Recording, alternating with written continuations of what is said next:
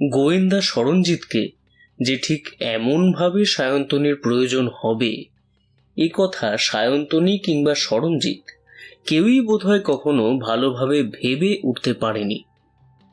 সেই দুর্গামূর্তির কেসের ব্যাপারটা ছাড়া আর অন্য কোনো ব্যাপারে দুজনের চাকরি জীবনের পর ভালোভাবে খুব একটা দেখা সাক্ষাৎ হয়নি। মাঝে মাঝে দুজনে প্ল্যান করে বটে, তবে তার বেশিরভাগটাই ভেস্তে যায়। আসলে সরঞ্জিত যখন কলকাতায় এখানে ওখানে ঘুরে বেড়াচ্ছিল তখন সায়ন্তনী ব্যস্ত ছিল তার ট্রেনিং ক্যাম্পে বিভিন্ন নতুন টেকনিক এবং কেস হ্যান্ডেলিংয়ে দক্ষ হওয়ার জন্য। বিভিন্ন প্রোগ্রাম নিয়ে ব্যস্ততায় সমস্ত শেষ করে যখন মাস দুয়েকের ছুটি নিয়ে এই কলকাতায় সে ফিরে আসে তখন অবশ্য সরঞ্জিতের দেখা নেই। পুলিশের গুপ্তচর বিভাগে কাজ করার জন্য তাকেও বাড়ি থেকে প্রায় 2 বছরের জন্য বাইরে থাকতে হয়েছিল। সরঞ্জিত কিংবা সায়ন্তনী দুজনেই কলকাতায় থাকে, কিন্তু একা একা। একজনের বাড়ি রবীন্দ্র সরোবরের কাছে, আরেকজনের বাড়ি সেই দমদম কলেজের কাছে। এমনিতেই দূরত্বটা নেহাত কম নয়, তার উপর প্রফেশনের জন্য নানা সময়ে দূরত্ব, কিন্তু এরকম মাঝে মাঝে ওরা একসঙ্গে মিলে যায়। এই যেমন এইবারে মিলেছে। শান্ত হয়ে দুজনে চুপ করে বসে রয়েছে সায়ন্তনীর এক দূর সম্পর্কের আত্মীয়ের বাড়িতে। বসার ঘরে দুজন পাশাপাশি চুপ করে বসে আছে, আর উল্টো দিকে যেন তাদেরই পরীক্ষা নিয়ে চলেছে 8-9 বছর বয়সী একটি মেয়ে। সেই মেয়েটি বলল, সত্যি কথা বলবে, আমার মিথ্যে কথা বলে কিন্তু কেউ নিশ্চয় পাবে না। ছোট থেকে আমি ঠাকুরদার কাছ থেকে অনেক গোয়েন্দা গল্প পড়ে আসছি। আমি সত্যি বলছি রাধিকা, আমি এই সম্পর্কে তোমার পিসি হই, তুমি আমার ভাইজি, তাই তুমি আমাকে পিসি বলে ডাকতে পারো। আমি তোমাকে অনেকক্ষণ ধরেই দেখছি, কিন্তু তোমাকে আমি কোনোদিনও দেখিনি তো। তোমাকে ভালো করে মনেও করতে পারি না, তাহলে তোমাকে পিসি বলে ডাকবো কেন? ঠিক এমন সময় ভেতরের দিকের ঘর থেকে বেরিয়ে এলো একজন মধ্যবয়স্ক মানুষ। ঠিক মধ্যবয়স্ক নয়, বয়স 40-এর কম বেশি কিছু একটা হবে। তিনি এবার রাধিকার দিকে তাকিয়ে বললেন, রাধিকা, অনেক দুষ্টুমি হয়ে গিয়েছে, ওদের এবার চুপ করে বসতে দাও তো। আর ওদের কিন্তু আমি এখানে ডেকেছি, এই কথা ভুলে যেও না। এতক্ষণ ধরে রাধিকার মুখে যে গম্ভীর ভাবটা ছিল সেটা এক মুহূর্তের জন্য কোথায় যেন মিলিয়ে গিয়ে তার মুখটা কেমন ফ্যাকাশে হয়ে গেল। সে তাড়াতাড়ি নিজের বসার জায়গা থেকে নেমে ছুটে গেল সামনের দিকে। যে লোকটা এগিয়ে আসছে তার পিছনে গিয়ে লুকালো। লোকটির নাম মনোহর রায়। সে এগোতে সায়ন্তনী এবং সরঞ্জিত দুজনেই উঠে দাঁড়ালো। সায়ন্তনী, আমার কথায় যে তুমি এত দূর পর্যন্ত ছুটে আসবে সে কথা কিন্তু আমি সত্যিই ভাবতে পারিনি। আসলে বাবার মৃত্যুর পর যে কোথা থেকে কি হয়ে গেল তার কোনো কিছুই ঠিক বুঝে উঠতে পারছিলাম না।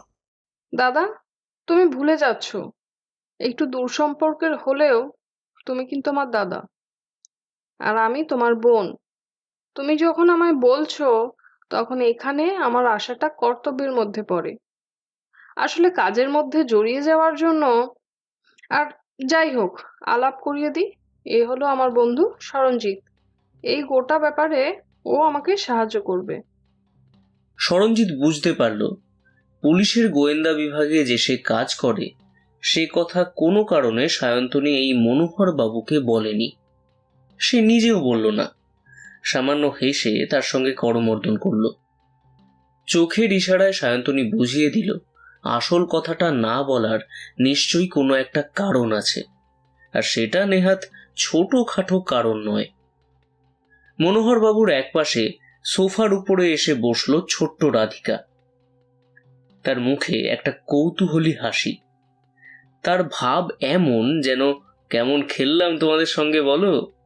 এবার মনোহর বাবু বললেন, দেখো, বাবার মৃত্যুর আগে পর্যন্ত সবকিছুই ঠিকঠাক ছিল, কোনো সমস্যা ছিল না। তাছাড়া বাবা মারা যাওয়ার আগে বাবার সঙ্গে কয়েকবার এই ব্যাপারে কথা বলেছিলাম। বাবা বলতো সময় হলেই সবকিছু নাকি খুঁজে পেয়ে যাব। আর মৃত্যুর সময় বাবাই চিঠিটা রেখে গিয়েছিলেন। এটা থেকে যদি কোনো কিছু তোমরা... সায়ন্তনী চিঠিটা হাতে নিয়ে একবার চোখ বুলিয়ে দেখল, তারপর বলল, ঠিক আছে মনোহর দাদা, এখানে আমাদের থাকার ঘরটা ঠিক কোনটা বলো তো? মানে পাশাপাশি দুটো ঘর হলে আমাদের সুবিধা হতো। রঘুবংশী, রঘুবংশী, কোথায় গেলি?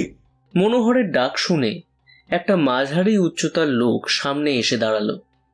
তার গায়ের রং চাপা, গলায় একটা গামছা জড়িয়ে রাখা, পরনে গেঞ্জি এবং নিচের দিকে খাটো করে পরা ধুতি। তাকে ইশারা করতেই সে ওদের দিকে তাকালো। জিনিসপত্র আগেই সে নিয়ে গিয়েছিল, এখন ওদের নিয়ে গেল দোতলার দিকে। পেছন থেকে মনোহর বলল, দোতলাটা কিন্তু আমরা খুব একটা ব্যবহার করি না। তোমরা আসবে বলেই দোতলার সামনের দিকের পাশাপাশি দুটো ঘর খুলে রাখা হয়েছে। ঠিকই আছে, ওই দুটো ঘরে তোমরা চলে যাও। বাকি ঘরগুলো রঘুবংশী তোমাদের ঘুরিয়ে দেখিয়ে দেবে, তবে এদিকটা না যাওয়াটাই ভালো। ঘরগুলো তো বন্ধই থাকে, তাই বুঝতেই পারছো, এত বড় বাড়ি। ঠিক আছে, তাই হোক।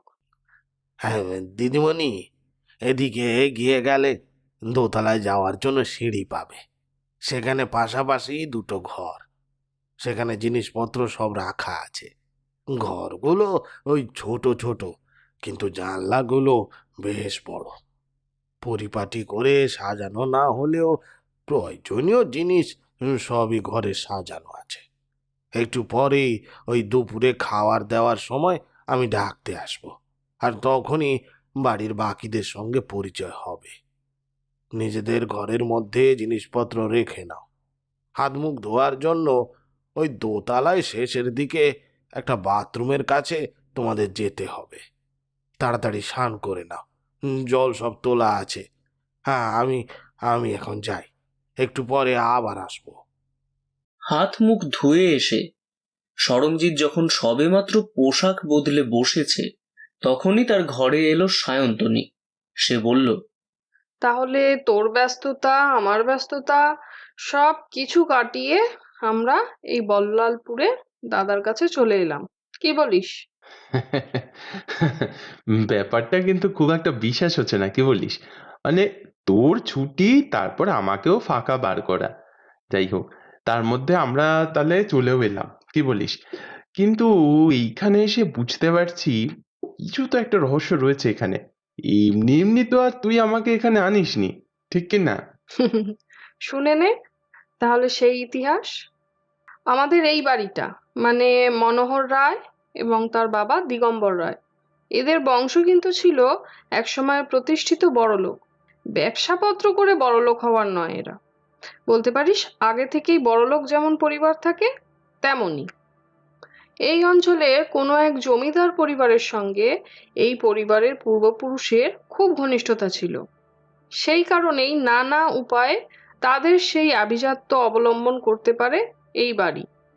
ধীরে ধীরে সময় এগোতে থাকে। একসময় জমিদারি প্রথা বিলুপ্ত হয়ে গেলেও এরা কিন্তু এদের আভিজাত্য বজায় রাখতে পেরেছিল। তারপরে এই পরিবার ব্যবসার দিকে ঝুঁকে পড়ে। এই অঞ্চলটা যেমন দেখতে পাচ্ছিস, মানে এই বল্লালপুরের দিকটা, এখনো গ্রাম্য জমিজমা থেকে শুরু করে অন্যান্য ব্যবসায়, যেমন মাছের পুকুর, বাগান, এই সমস্ত ব্যবসা ওদের এখনো রয়েছে। মনোহর তা একা হাতে সবকিছু সামলাতে পারে না, তাই বাড়িতে একজন লোক রয়েছে তাকে সাহায্য করার জন্য। তার নাম কৌশিক। কৌশিক কিন্তু শিক্ষিত ছেলে, শহরে কলেজে পাশ করে একটা চাকরি করছিল। তারপরে কোনোভাবে মনোহরদার সঙ্গে তার যোগাযোগ হয় এবং প্রায় 2 বছর ধরে সে এই বাড়িতেই সমস্ত কাজকর্ম দেখাশোনা করে। কৌশিকের 3 কুলে কেউ নেই। দিগম্বর রায়, অর্থাৎ এই তরফে আমার কাকা, সে মৃত্যুর আগে একটা কথা কিন্তু মাঝে মাঝে মনোহরদাকে বলতো। আমার যা জমানো সম্পত্তি আছে সব কিছু আমি রাধিকা দিদিমণিকে দিয়ে যাব, তবে সেটা রাধিকা দিদিমণিকে খুঁজে বার করতে হবে নিজে নিজেই। তার মানে তিনি তার সম্পত্তি মনোহর বাবুকে দিয়ে যাচ্ছেন না, দিয়ে যাচ্ছেন রাধিকাকে। কিন্তু মনোহর বাবু তাহলে? মনোহর বাবুর স্ত্রী রূপা, সে কিন্তু এসবের মধ্যে থাকে না। গ্রাম্য ঘরোয়া মেয়ে যেমন হয়, পূজা পার্বণ রান্নাবান্না এই সমস্ত নিয়েই সে থাকে। এই বাড়িতে রঘুবংশী ছাড়াও রান্নাবান্না এবং অন্যান্য কাজের জন্য বা বৌদিকে সাহায্য করার জন্য একজন মেয়ে আছে, তার নাম কমলা। এই বাড়িতে এখন রাধিকা, মনোহরদা, রূপা বৌদি, কমলা, রঘুবংশী এবং কৌশিক, এরা ছাড়া অন্য কেউ থাকে না। তবে আগে কিন্তু অনেকেই থাকতো। যে চিঠিটা দিগম্বর বাবু তার নাতনির জন্য রেখে গেছে, সেই চিঠিটা তোর কাছেই তো আছে। সেটা খুঁজে বার কর দেখি। সে কথা বলবো, তার আগে কয়েকটা কথা বলা দরকার। দিগম্বর কাকা একসময় ব্যবসাপত্র সবকিছু করে অনেক টাকা জমান, কিন্তু দামি দামি হিরে, মণিমুক্ত এই সব কিছুর প্রতি তার ছিল অগাধ আকর্ষণ। এমনিতে লোক ভালো ছিলেন, কোনো খারাপ সঙ্গ কিংবা নেশা এই সমস্ত তার ছিল না। ব্যবসাপত্র ছাড়া তিনি বই পড়তে ভালোবাসতেন।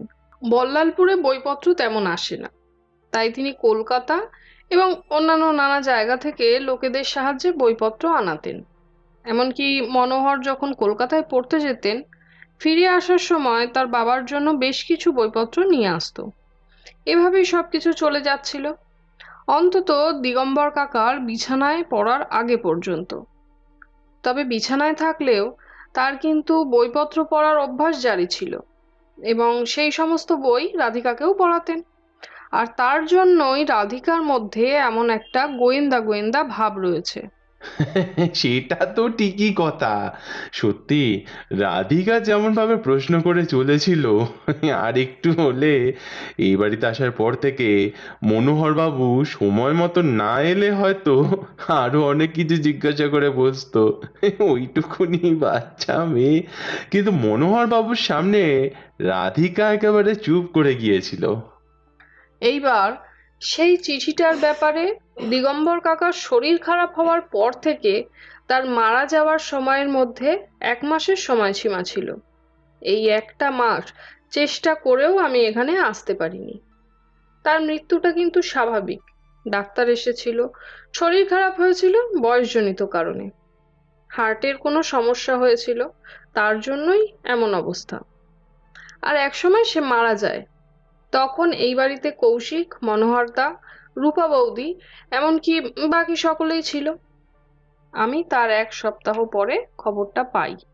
বুঝতে পারছি এই পরিবারের সঙ্গে আমার সম্পর্ক একটু দূরের, কাছের নয়। কিন্তু দিগম্বর কাকার ওই চিঠিটা মনোহরদা খুঁজে পেয়েছিল একটু পরে, আর সেটা পাওয়ার পরই আমার সঙ্গে যোগাযোগ করে। পুলিশের সঙ্গে যোগাযোগ না করে তোর সঙ্গে যোগাযোগ করে? কিন্তু কেন? হ্যাঁ, পুলিশের সঙ্গে যোগাযোগ করতেই পারতো, কিন্তু পুলিশের ব্যাপারটা তুই ভালো করেই জানিস। এই সমস্ত ব্যাপার অতি পুরনো, আর ওই হিরে জহরত মণিমুক্ত সেগুলো আরোই পুরনো। তার সঙ্গে আইন ঠিক ভুলের বিচার নিয়ে মামলা করবে, আর এসবের সাথে ইতিহাসের সম্পর্ক রয়েছে। এইসবে পুলিশের ব্যাপার জড়িয়ে পড়লে সেগুলোর উপর সরকারের একটা ভাগ এসে পড়ে, আর এই সমস্ত জিনিস সরকারের আগে চোখে পড়ে। সে কথা তুই ভালো করেই জানিস।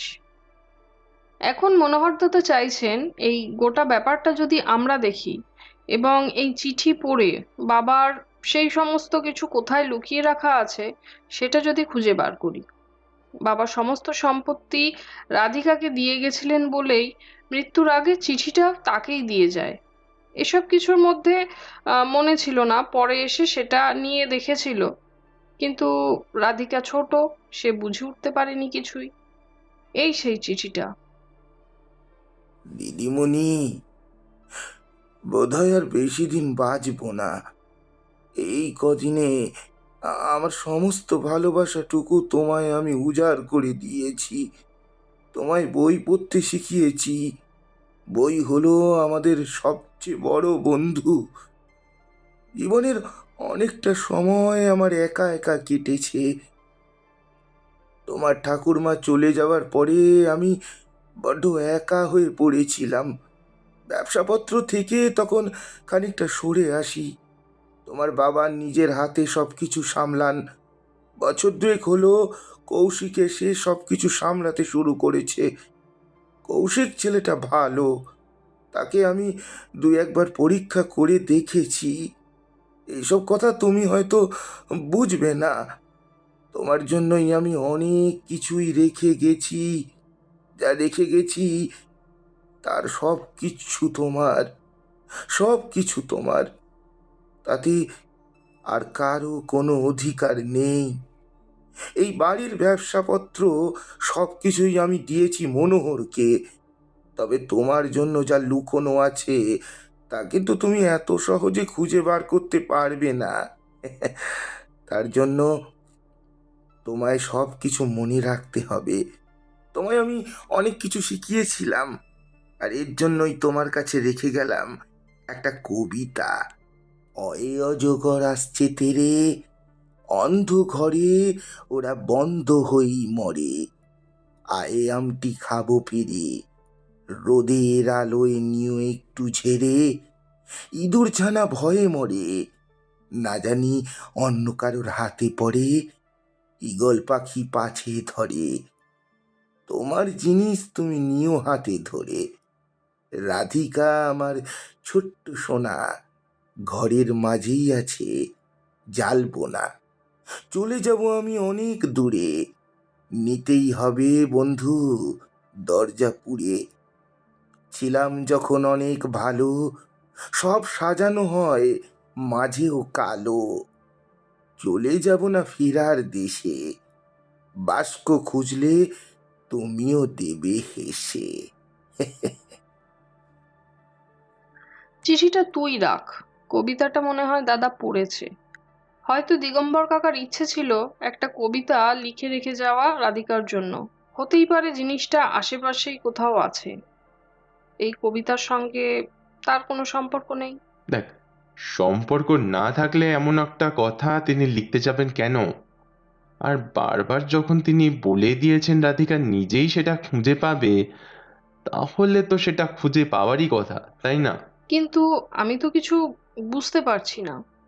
তুই যদি কিছু বুঝতে পারিস তাহলে এই ব্যাপারটা তোকেই দেখতে হবে। এখন বুঝতে পারছিস তো কেন তোর পরিচয়টা আমি ওদেরকে দিইনি? ওরা জানতে চাইছে আমি সেটা সমাধান করে খুঁজে বার করতে পারবো কিনা। আর আমি চাই মনোহর দাদা না জানুক এ ব্যাপারে আমি তোর সাহায্য নিয়েছি। আর সব থেকে বড় কথা, আমি পুলিশের একজন সে কথা সবাই জানে, কিন্তু এই বাড়িতে সকলের হাতে। ঠিক আছে, চিঠিটা সকলেই পড়েছে, আমি কিন্তু কাউকে বিশ্বাস করতে পারি না। আমি বুঝতে পারলাম না, কিন্তু তুই কেন বলছিস এই কথা? এই বাড়ির মধ্যে যদি কেউ কবিতার মানে উদ্ধার করতে পারে এবং ধরে নে তারপর সেই জিনিসটা খুঁজে বার করে, তাহলে তো হয়েই গেল। কিন্তু চিঠিটা পাওয়ার পরে 1 সপ্তাহ কেটে গেছে এবং তার মাঝে চিঠিটা মনোহরবাবু সম্প্রতি পড়েওছেন। তার আগে এই চিঠি কারোর তো পড়ার কথা নয়। আহ তার পড়ার সঙ্গে সঙ্গে যদি কেউ পড়ে থাকে, অর্থাৎ মানে তার স্ত্রী, কৌশিক, রঘুবংশী এবং কমলা, কিন্তু তাদের মধ্যে কি কেউ এই চিঠির মানে উদ্ধার করতে পারবে? এখানে আমরা বেশি দিন থাকবো না, তার মধ্যে কবিতার মানে উদ্ধার করে তোকে খুঁজে বার করতে হবে। তুই তো জানিস এসব ব্যাপার আমার খুব একটা মাথায় ঢোকে না, অন্তত তোর মতো তো নয়। আরে বাবা, ঠিক আছে ঠিক আছে, সময় লাগবে। যদি দিগম্বর বাবু কিছু লিখে রেখে যান, তাহলে তো সেটা অবশ্যই খুঁজে বার করতে হবে। কিন্তু আমাদের একটু অপেক্ষা করতে হবে, বুঝলি? এক কাজ করি, চল এখন মনে হচ্ছে একটু খাওয়া দাওয়া করে নি। হ্যাঁ, হ্যাঁ, খেতে এসো দাদাবাবু আর দিদিমণি। বড় দাদাবাবু, কৌশিক দাদা আর রূপা দিদিমণি অপেক্ষা করছে। একতলার ঘরে খাওয়ার ব্যবস্থা করা হয়েছে, বাকিরা সবাই খেতে বসে পড়েছে। নমস্কার, আমি কৌশিক। শুনেছি আপনি পুলিশের পেজ আর্টিস্ট হিসেবে কাজ করেন। আপনার কাকাবাবুর রেখে যাওয়া ওই চিঠির থেকে যদি রাধিকার জন্য যা রাখা আছে তা উদ্ধার করে দেন, তাহলে। সেই চেষ্টাই আমি করব। এ ব্যাপারে আমার এই যে বন্ধু আমায় সাহায্য করবে। বাবার শরীর যখন ভালো ছিল তখন তার মশকরা করার শখও ছিল। হতেই পারে সেই সময় কোনোভাবে বাবা এই জিনিসটা লিখে গেছেন। তাছাড়া এই বাড়ির ব্যবসাপত্র সব কিছুই তো আমাদের কাছে সম্পত্তি। রাধিকাকে আলাদা করে কিছু দেওয়ার হলে তিনি তো নিজেই দিয়ে যেতে পারতেন। বাবা রাধিকাকে খুব ভালোবাসতেন। তাছাড়া রাধিকার সঙ্গে যে বাবার একটা আলাদা টান ছিল সেটা আমরা ভালো করেই জানি, যেমনটা আর আমাদের কারুর প্রতি ছিল না। তাই হয়তো আলাদা করে তিনি তাকে কিছু দিয়ে গেছেন। তাছাড়া বাবা তো সবসময় বলতেন তার সেই হিরে জহরত প্রিয় মণিমুক্তগুলো কোথাও একটা লুকিয়ে রাখা হয়েছে। অসুবিধা তো কিছু নেই। এই চিঠিটা আর বাকি সবকিছু থেকে যদি আমরা কোনো কিছু খুঁজে পাই তাহলে তো ভালোই। আর যদি না খুঁজে পাই তাহলে তো আচ্ছা, দিগম্বর বাবুর ওই চিঠিটা পাওয়ার পরে এই বাড়িতে কেউ কি সেই লুকিয়ে রাখা জিনিসটা খোঁজার চেষ্টা করেছিল?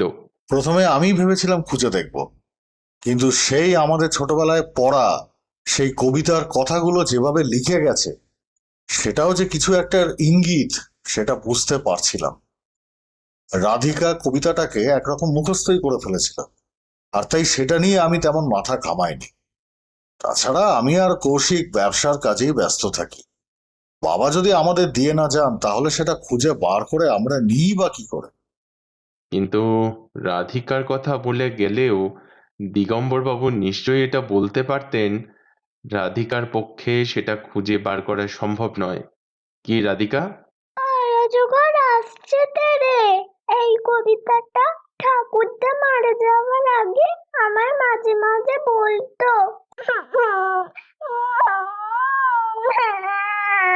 কাঁদে না সোনা, কাঁদে না। কিচ্ছু চাই না, কোনো কিচ্ছু চাই না।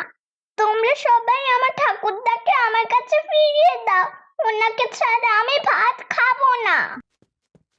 যাস নে, ওরে যাস নে, খেয়ে যা। দুপুরবেলা না খেয়ে উঠতে নেই, তোর ঠাকুরদা কষ্ট পাবে। দিগম্বর বাবুর মৃত্যুতে সবচেয়ে বেশি কষ্ট রাধিকাই পেয়েছে। আমি কিংবা মনোহরবাবু তো বেশিরভাগ সময় বাইরেই থাকি। মনোহরবাবুর স্ত্রী রান্নাবান্না এই সমস্ত নিয়েই থাকেন। রাধিকা একমাত্র দিগম্বর বাবুর কাছেই থাকতো সবসময়। আচ্ছা, মৃত্যুর আগে দিগম্বর বাবু কি করতেন? মানে বইপত্র পড়তেন সেটা তো জানি, তাছাড়া আর অন্য কিছু? তেমন কিছুই তো দেখিনি। আসলে দোতলার শেষের দিকে ওই ঘরটাতেই তিনি থাকতেন। তার পাশের ঘরে ছোট মতন একটা লাইব্রেরি আছে, সেখানে তার জমানো বইপত্র রয়েছে। একটা বইয়ের আলমারি পর্যন্ত আছে। শরীর ভালো থাকলে তিনি বেশিরভাগ সময় ওইখানেই কাটাতেন। শরীর খারাপ হওয়ার পর তার বিছানার কাছে আমাদের বইপত্র দিয়ে আসতে হতো মাঝে মাঝে। সায়ন্তনী কিছু একটা বলতে গিয়েও যেন বলল না। কবিতার ব্যাপারে কিছু একটা সে ভেবেছে, তবে এখন সবার সামনে কথাটা না বলে পরে স্মরণজিৎকে বলাটাই ভালো, সেটা সে বুঝে গিয়েছিল। তাই এই গোপনীয়তা। স্মরণজিৎ নিজের মতো খেয়ে চলেছিল। বারবার তার মনে হচ্ছিল দিগম্বর বাবু যখন এত কিছু ভেবে চিন্তে করেছেন, তাহলে কবিতাটাকে তিনি খেলার ছলে লিখে থাকবেন না। তার মধ্যে নিশ্চয়ই এমন কিছু আছে যেটা খুঁজে বের করা দরকার। সেদিন রাতে ঘুমোবার আগে স্মরণজিৎ নিজেই এলো সায়ন্তনীর ঘরে। তার কাছ থেকে চিঠিটা নিয়ে সে নিজের কাছে রেখেছিল। চিঠিটার মধ্যে লেখা সেই কবিতাগুলো সে আবার পড়তে লাগলো।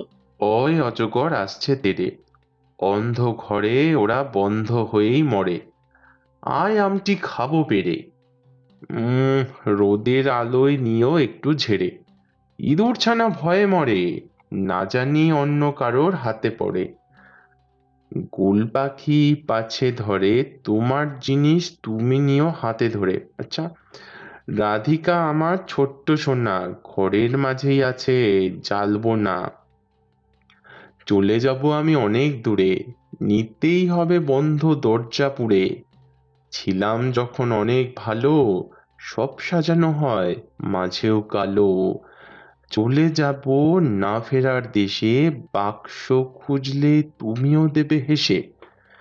উম কবিতার মধ্যে প্রথমে যে লাইনটা আছে মানে সেটা তো আমরা সবাই জানি, কিন্তু তারপরে যে লাইনটা আছে, অন্ধ ঘরে ওরা বন্ধ হয়ে মরে, এখানে অজগর সাপের কথা নিশ্চয়ই বলা হয়নি। আমি সেটাই ভাবছিলাম। এখানে এমন কিছুর কথা বলা হয়েছে যেটা বেশিরভাগ সময় অন্ধকারেই থাকে, কিন্তু তার সঙ্গে অজগর আসছে তেড়ে। এই কথাটা বলার কারণটা কি? হতে পারে অজগরের সঙ্গে অন্ধ ঘরের মধ্যে কারো বন্দি হয়ে থাকার ব্যাপারটা উনি বলতে চেয়েছেন, কিন্তু অজগর থাকে লুকিয়ে নিজের মতো করে। তাহলে অন্ধ ঘরের সঙ্গে সেটা কিন্তু বেশ ভালোই মিলে যাচ্ছে। আমার মাথায় ঢুকবে না সরঞ্জিত, তুই ভালো করে দেখ। যদি তোকে কোনো সাহায্য করতে পারি সেটাই চেষ্টা করছি। একটা কাজ কর, কবিতাটা একটু লিখে রাখতো। একটা আমার কাছে থাকুক আর একটা তোর সঙ্গে। একটা কাগজের মধ্যে কবিতাটাকে ভালো করে লিখে নিজের কাছে রাখলো সরঞ্জিত, আর চিঠিটা ফেরত দিয়ে দিল সায়ন্তনীকে। রাতের বেলায় এদিকে ঝুপ করে অন্ধকার নেমে আসে। জানালার কাছে দাঁড়িয়ে সায়ন্তনী ভাবতে লাগলো, অনেক বছর আগে সে একবার এই বাড়িতে এসেছিল, তারপরে আর আসা হয়নি। দিগম্বরবাবুর মৃত্যুর আগে যদি একবার সে আসতে পারত, লোকটাকে তাহলে একবার শেষবারের মতো জীবিত দেখতে পারত। সায়ন্তনী অন্য সময়ের কথা ভাবলেও সে বুঝতে পারেনি সেদিন রাতেই এই বাড়িতে কিছু একটা ব্যাপার ঘটতে চলেছে। তখন অনেক রাত। একটা লোক হেঁটে হেঁটে উঠে এলো দোতলার সিঁড়ি দিয়ে। একবার সায়ন্তনীর দরজার সামনে, আরেকবার সরঞ্জিতের দরজার সামনে সে চুপ করে দাঁড়ালো। তারপর এগিয়ে গেল একদম শেষের দিকের একটা ঘরের কাছে। ঘরের দরজার তালাটা চাবি দিয়ে খুট করে খুলে ফেলে একবার চারপাশে ভালো করে দেখে নিয়ে সে ভেতরে ঢুকে গেল। ঘরের ভেতরটা অন্ধকার। দেয়ালের একপাশে সুইচ বোর্ড থাকার কথা, কিন্তু এই ঘরের কানেকশনে কিছু গন্ডগোল রয়েছে, তাই আলো জ্বলে না। লোকটা হাতে একটা টর্চ নিয়ে ধীরে ধীরে এগোতে লাগলো ঘরের এক পাশে রাখা একটা বইয়ের আলমারির দিকে। একটা দেয়ালের প্রায় অনেকটা অংশ জুড়ে এই বইয়ের আলমারি, তবে সেই আলমারি বন্ধ করার ব্যবস্থা নেই। টেবিলের উপরে কিছু বইপত্র গুছিয়ে রাখা।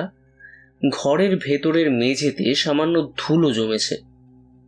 অনেকদিন ধরেই যে ঘরটা খোলা হয় না সেটা ভালো মতোই বোঝা যায়। লোকটা ধীরে ধীরে এগিয়ে যায় বইয়ের আলমারির দিকে। বইয়ের আলমারিটাকে আতিপাতি করে কি যেন একটা খুঁজতে থাকে, কিন্তু কিছুতেই খুঁজে পায় না। একটা বইয়ের গায়েও কিন্তু সে হাত দেয় না। অনেক বই, নতুন পুরনো সব কিছু মিলিয়ে রয়েছে তাকে। সঙ্গে সঙ্গে কি একটা ভাবে লোকটা, আর ঠিক তখনই বাইরের দিকে কার যেন পায়ের শব্দ শোনা যায়। ঢোকার সময় সে দরজাটাকে ভেতর থেকে বন্ধ করে দিয়েছিল, তাই এবার তাড়াতাড়ি দরজার পাশের দেয়ালের কাছে গিয়ে সে দাঁড়ায়। কালকে থেকে কে যেন হাঁটতে হাঁটতে এপাশ থেকে ওপাশে সমানে চলে যাচ্ছে।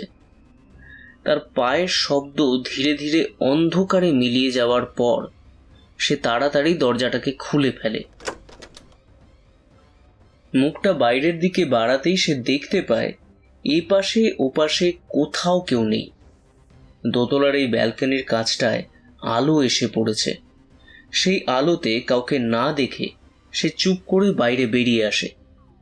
দরজা বন্ধ করে দিয়ে হেঁটে যায় সিঁড়ির দিকে। আর ঠিক তখনই কোথা থেকে যেন একটা খুট করে শব্দ হয়। তাড়াতাড়ি সিঁড়ি দিয়ে নামতে গিয়ে তাড়াহুড়োতে সেই ভদ্রলোক হুমড়ি খেয়ে উল্টে যায় নিচের দিকে। কিন্তু তার পরক্ষণেই তাড়াতাড়ি উঠে নিচের দিকে নামতে নামতে বুঝতে পারে তার পায়ের কাছে ব্যথা লেগেছে। একটা সিঁড়ির বাঁক ঘুরে একতলায় নিচের অন্ধকারে মিলিয়ে যাওয়ার পর দোতলায় সিঁড়ির কাছে এসে একজন দাঁড়ায়। তার মুখ অন্ধকারে ভালো করে দেখা যায় না। সিঁড়ির দিকে তাকিয়ে তার মুখে ফুটে ওঠে একটা হাসি। তারপর সে এদিক ওদিক দেখে নিয়ে চলে যায় অন্য দরজাটা খুলে একটু আগে সেই লোকটা যেই ঘরে ঢুকেছিল সেই ঘরে। সকালে চায়ের কাপ দিয়ে যাওয়ার সময় রঘুবংশীকে একটু খোঁড়াতে দেখে সায়ন্তনী প্রশ্ন করে। কি হলো রঘুবংশী দাদা, তুমি এমন করে হাঁটছো কেন?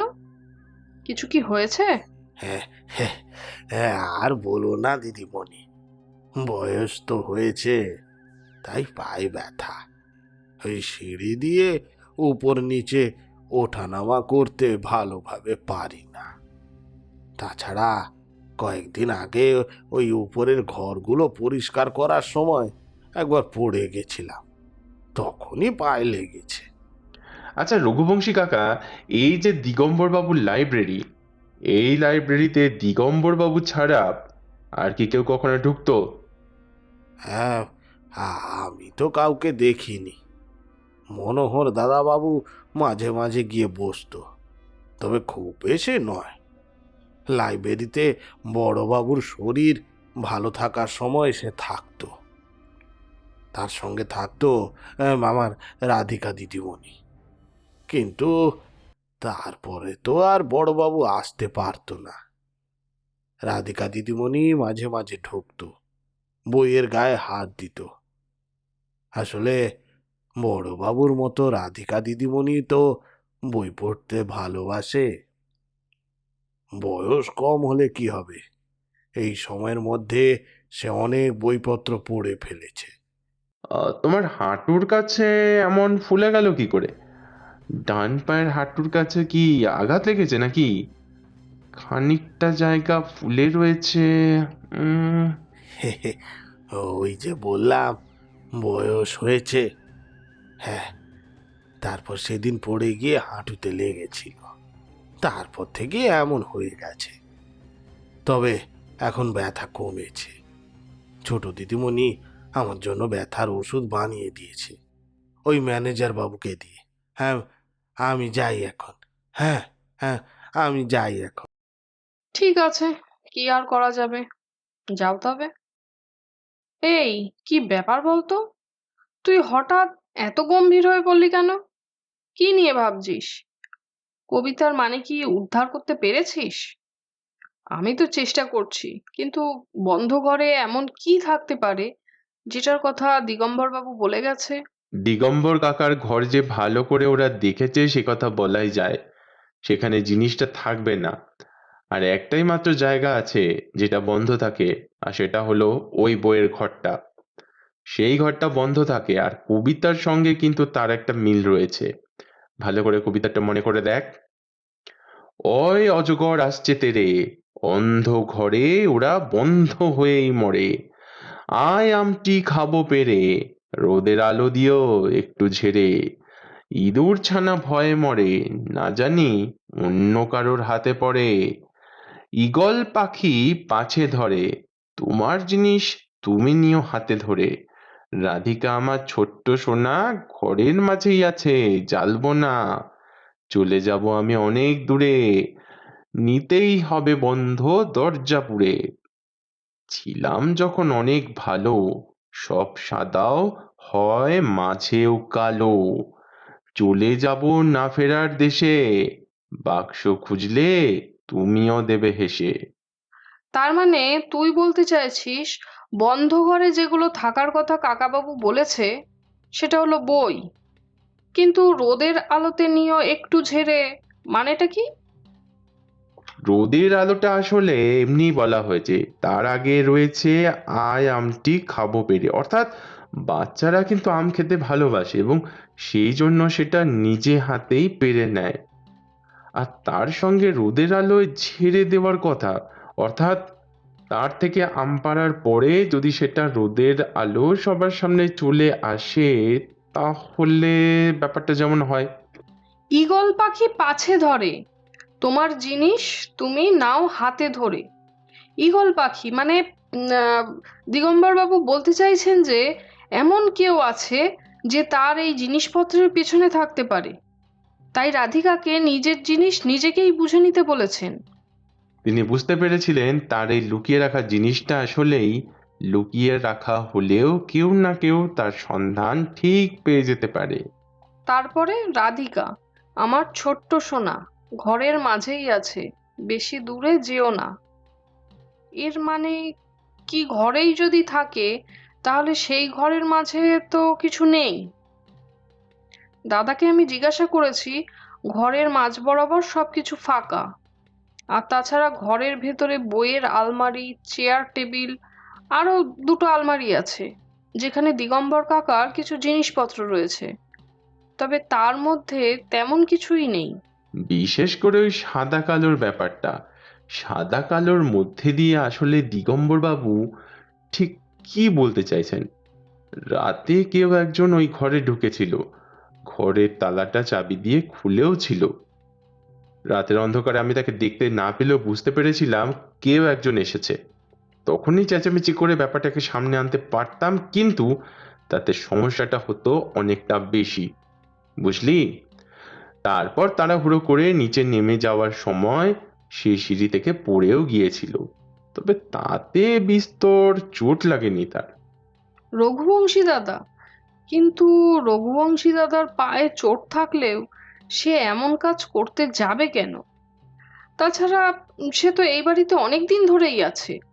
এমন একটা চিঠি এবং ধাঁধার কথা যেখানে আমরা সেটাকে সমাধান করতে হিমশিম খেয়ে যাচ্ছি, সেটা সে কি করে খুঁজে বার করবে?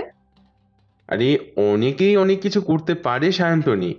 এখন যেন আমার মনে হচ্ছে এই বাড়িতে আমাদের আগে থাকতেই এই কবিতার মানে উদ্ধার করার জন্য কেউ লেগে পড়েছে। আর আমাদের লক্ষ্য ঠিকই আছে, ওই ঘরের মধ্যেই কোথাও আছে জিনিসটা। নাহলে কাল রাতের অন্ধকারে কেউই ঘরের মধ্যে গিয়ে জিনিসটা খুঁজতো কেন?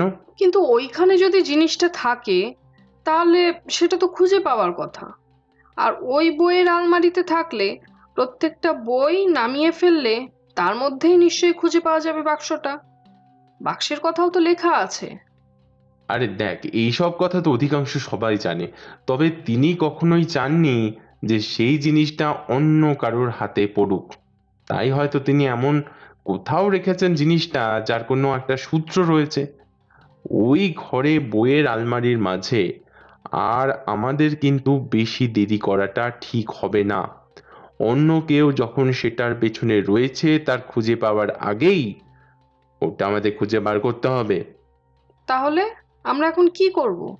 এখন কিছুই করব না, আগে নিচে যাই, সবার সঙ্গে কথাবার্তা বলে ব্যাপারটা একটু দেখি, তারপর না হয় ভাবা যাবে। প্রায় 1 ঘন্টা পরে এলি, আমি তোর ঘরেই ছিলাম।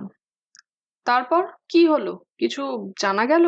হ্যাঁ, কমলা, রঘুবংশী, মনোহর, রূপা, এমনকি রাধিকা, সবার সঙ্গে আলাদা আলাদা ভাবে কথা বললাম। সবার কথা মোটামুটি একই রকমের, কিন্তু কৌশিক বাবুকে পাওয়া গেল না। মনোহর বাবুর কি একটা ব্যবসার কোন কাজে সে নাকি 2 দিনের জন্য বাইরে কোথাও গিয়েছে। মনে হচ্ছে মনটা খচখচ করছে, কি যেন একটা অস্বস্তি বা দুশ্চিন্তার মতো অনুভূতি হচ্ছে। দেখা যাক আজ রাতে যদি আবার কিছু হয়। রঘুবংশীর সঙ্গে সেই দিনটা ওরা বল্লালপুরের আশেপাশে সব জায়গায় ঘুরে কাটিয়ে দিল। তাদের সাথে কিন্তু রাধিকাও রইল এবং বারবার কবিতার কথাটা সায়ন্তনীর মনে ঘুরতে লাগলো। বাড়ির চারপাশটা বেশ বড়। বাড়ির সামনে খানিকটা বড় জায়গা, একটা বাগান রয়েছে। সেখানে ঘুরতে ঘুরতে রাধিকা বলল, ওই যে ওই বড় গাছটা, ওই কৃষ্ণচূড়া গাছটা, ওটা আমার ঠাকুরদা খুব ভালোবাসতেন। এই যে এই গাছের তলায় আমি আর আমার ঠাকুরদা কত সময় বসে থাকতাম, সেটা কি তুমি জানো? আচ্ছা রাধিকা, তোমার ঠাকুরদা কি কি ধরনের বই পড়তে ভালোবাসতো? অনেক বই পড়তে ভালোবাসতো, আর তার মধ্যে পড়তে ভালোবাসতো গুপ্তধনের গল্প, গুপ্তধনের অ্যাডভেঞ্চার। আমার ঠাকুরদার গল্পের বইয়ের আলমারিতে এরকম গল্পের বই অনেক আছে, আমার পড়ে পড়ে শোনাতো ঠাকুরদা। আর তার মধ্যে এমন একটা গল্পের বই ছিল যেটা সাদা আর কালো বলে দুজন ছেলে ছিল। কি বললে রাধিকা? কি বললে?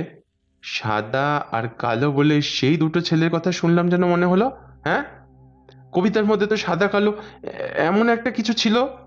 আচ্ছা রাধিকা, মৃত্যুর আগে তোমার ঠাকুরদা তোমায় এমন কিছু কি বলেছিল যেটা শুধু তোমাকেই বলেছিল আর অন্য কাউকে বলেনি? একটু ভাবো তো, একটু ভেবে বলো তো। রাধিকা সরঞ্জিতের দিকে তাকালো। এতদিন ধরে এই কথাটা সে মনের মধ্যে চেপে রেখেছে।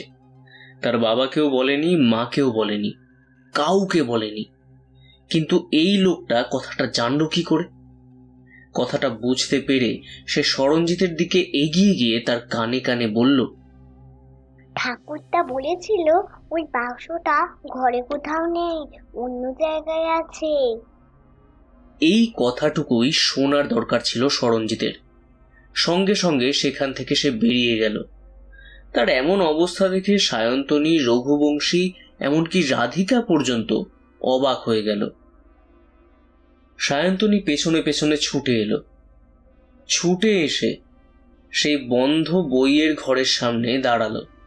একটা দীর্ঘশ্বাস ফেলে সরঞ্জিত সায়ন্তনীর দিকে তাকিয়ে বলল, সায়ন্তনী, এক্ষুনি এই ঘরের যে চাবিটা আছে সেই চাবিটা এক্ষুনি নিয়ে আয়। সায়ন্তনী, তাড়াতাড়ি কর, দেরি করিস না। সায়ন্তনী আর কিছু বলল না। রঘুবংশীকে চাবির কথা বলতেই সে চাবিটা নিয়ে এলো। ঘরের দরজা খুলে বইয়ের আলমারির কাছে গিয়ে পাগলের মতো এদিক ওদিক খুঁজতে খুঁজতে মাঝামাঝি একটা জায়গায় একটা বইয়ের তাক থেকে একটা বই সে টেনে বার করে আনলো। তারপর আরেকটা। ঘরের ভিতরে ঢুকে এসে রাধিকার হাতে সেই বইটা দিল। বইয়ের দিকে তাকিয়ে রাধিকা বলল, এটাই হলো সেই বইটা। সেদিন এই বাড়িতে এলে সেই দিন আমি একবার এই বইটা বার করেছিলাম। এমন সময় সরঞ্জিত বইটা নিয়ে আর রাধিকাকে নিয়ে ঘরের এক পাশে চলে গেল। সায়ন্তনীকে সেখান থেকে বেরিয়ে যেতে বলল। সায়ন্তনীও অবাক হয়ে ঘর থেকে বেরিয়ে গেল। তখন সরঞ্জিত রাধিকাকে বলল, সত্যি করে একটা কথা মনে করে বলো তো, এই বইটার কথা তুমি আর কাউকে বলেছো কি? হ্যাঁ, এই বইটার কথাই আমায় কৌশিক কাকু একদিন জিজ্ঞাসা করেছিল। এটুকুই শোনার দরকার ছিল তার, আর কিছু না। সে বারবার রাধিকাকে বলে দিল এই সমস্ত কথা যেন সে কাউকে না বলে। তখন অনেক রাত। রায়বাড়িতে সবাই তখন ঘুমিয়ে পড়েছে। রায়বাড়ির একতলায় সিঁড়ি দিয়ে দরজাটা খুলে বাইরে বেরিয়ে গেল একটা মূর্তি। কোথা থেকে যেন তার হাতে উঠে এসেছে একটা কোদাল। সে ধীরে ধীরে এগিয়ে গেল বাড়ির এক পাশে সেই কৃষ্ণচূড়া গাছটার দিকে। চারপাশে ভালো করে সে দেখে নিল। চাঁদের আলোয় ভেসে যাচ্ছে চারপাশটা। এদিক ওদিক তাকিয়ে দেখে সে সেই কোদালটা দিয়ে কৃষ্ণচূড়া গাছের পেছনের দিকে একটা নির্দিষ্ট জায়গায় খুঁড়তে লাগলো। মাটি খুঁড়তে খুঁড়তে একটু পরেই তার কোদালের আগায় ঢং করে কিছু একটা শব্দ হতেই সে হেসে উঠল। বলল, আমি জানতাম, আমি জানতাম এটা এখানেই আছে। দিগম্বর বাবু যে এমন একটা কাঁচা কাজ করবে সেটা তো আর আমি বুঝতেই পারিনি।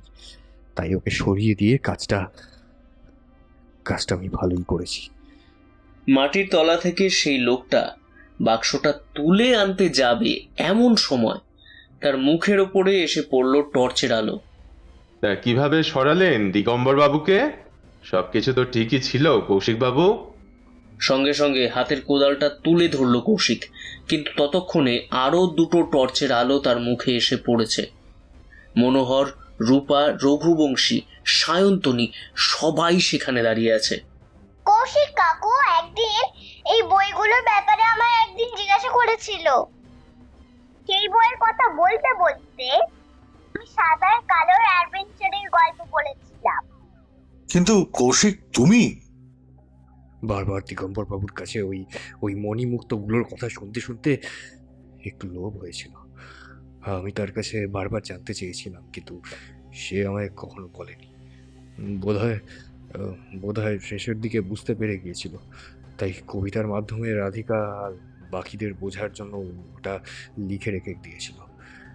বইয়ের মধ্যেই কোথাও যে ওটা আছে আমি জানতাম, কিন্তু জানা ছিল না কোন বই। তাই আমি ভাবলাম তাকে সরিয়ে দেবো। শুধু আপনি যে ওই বইটা দেখেছিলেন সে কথাটা রাধিকাকে বোধহয় না বললেই ভালো হতো।